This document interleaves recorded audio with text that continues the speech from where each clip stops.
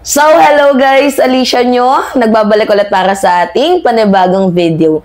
So, anyway, mga minamahal, bago natin simulan itong ating magandang talakayan, dahil itong si Bongo ay nagsiselebrate din ng 100 days ni former President Duterte doon nga po sa kulungan ng ICC, abay si Mima nagsiselebrate din po ng aking 23 years old na po ako. I am no longer your baby girl, mga minamahal.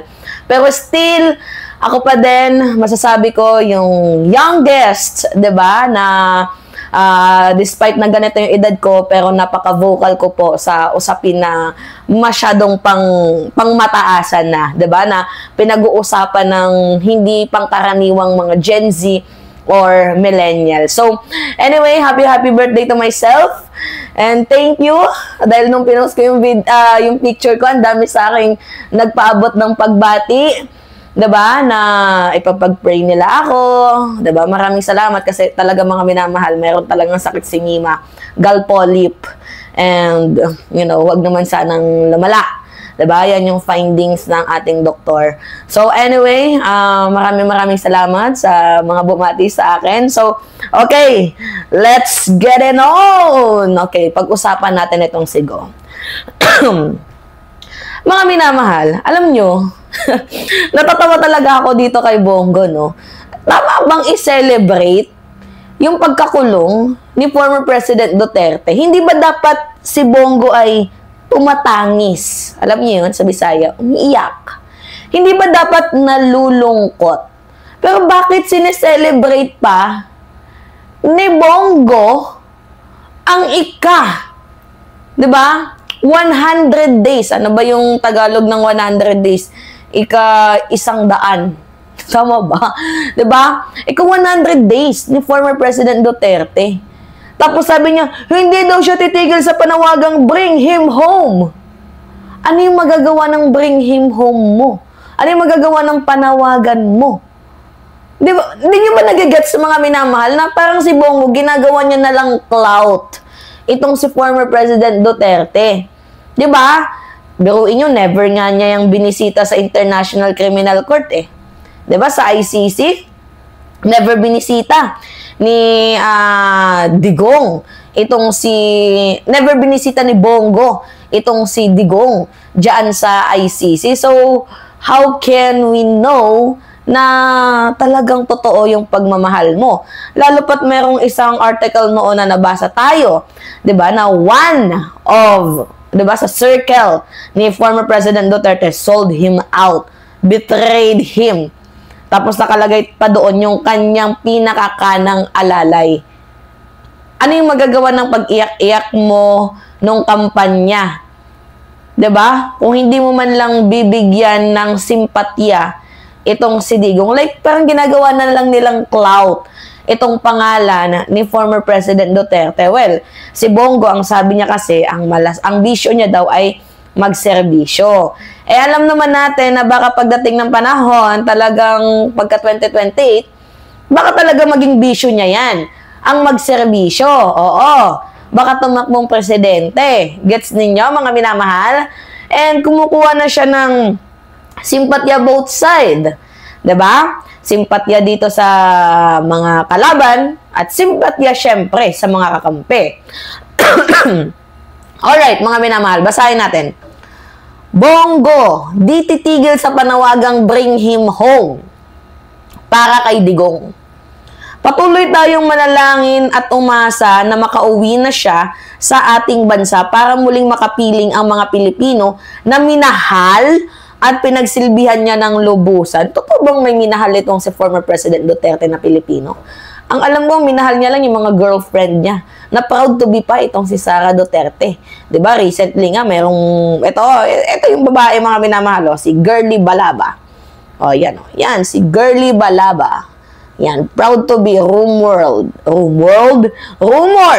girlfriend ni former President Duterte na isinama ni Sara Duterte diyan sa ICC sa Dahig. Ano lang kaya ang reaction ni Hanelet? 'Di ba?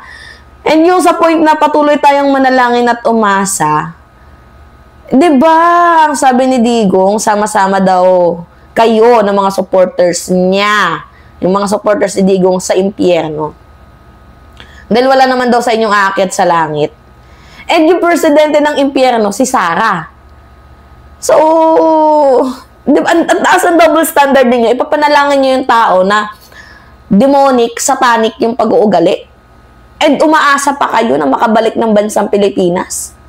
Ay, lakas naman ng trip ninyo. Suntok sa buwan ang makabalik sa Pilipinas itong si Digong at pinapaasa lang kayo ng lawyer ni former President Duterte. Sayang ba naman ang 150 million per month? Diba? Okay. Hindi tayo titigil sa panawagan natin. Bring him home. O, hanggang panawagan ka na lang. And don't worry, Bongo. Makikita mo din si Digong pagdating ng panahon. Lalo pat isa ka sa mga co-perpetrator. Dito nga po sa madugong war on drugs ni former President Rodrigo Roa Duterte. Don't worry, kayo ni Bato, makikita-kita din kayo dyan. Hindi nga lang kayo magkakasama, pero magkikita-kita kayo dyan sa International Criminal Court. At malapit na yun, Go. Malapit na. So, sabi nga ni Tatay Digong, naks taray, tatay. He is a Filipino and he loves the Philippines because it is the land of his birth. It is home of his people. Mahal ang Pilipino pero pumatay na humigit kumulang 30,000 na mamamayang Pilipino. Mahal ang Pilipino pero kapwa Pilipino pinapatay. Mahal ang Pilipino daw, mga minamahal, pero kapwa niya Pilipino inaabuso niya. 'Di ba? Hindi niya sinasanto. Kinakawawa. Mahal ang kapwa Pilipino pero pag may nambatikos, riding in tandem or cyber libel. Gets ninyo? Walang freedom of speech sa panahon ni Digong. Lahat tiklop. Lahat ng mga kritiko, pinapahimik. Tulad ni Dilima, ni Trillanes. Di ba mga minamahal? Unong katarantaduhan yung ginawa ni Digong noon.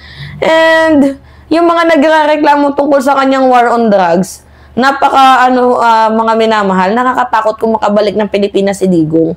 Kasi baka maulit muli ang kanyang ginagawa. Threat pa din si Digong sa bansang Pilipinas, even though na hindi na siya presidente ng ating bayan. Kasi may power pa din naman itong si former President Duterte. Gets ninyo, mga minamahal. Alright, itong si Go, ano lang yan? Emerot niya lang yan. Ginagawa niya na lang clout si former President Duterte. Biruin nyo, hindi ba naman umangat yung pangalan yan kung hindi dahil kay Digong, di ba? So, talagang gamit na gamit. Matanda na yung tao, ginagamit niya pa din. Grabe ka naman, gumaya ka naman sa balat mo. Kaaway ka na nga ni Baste, kaaway ka pa ni Sara, tapos hindi ka pa din tumitigil sa kakagamit ng pangalan ni former President Duterte. Mahiya ka naman. Alright. Nangayon na mahal. Yun po. Anyway, it's me again, Alicia nyo. Nagbabalik muli para sa ating panibagong video. Pahingi lang ako ng likes, mga minamahal, comments, and also don't forget to click the subscribe, hit notification bell for more update. Yun lamang po at ingat, mga kababayan.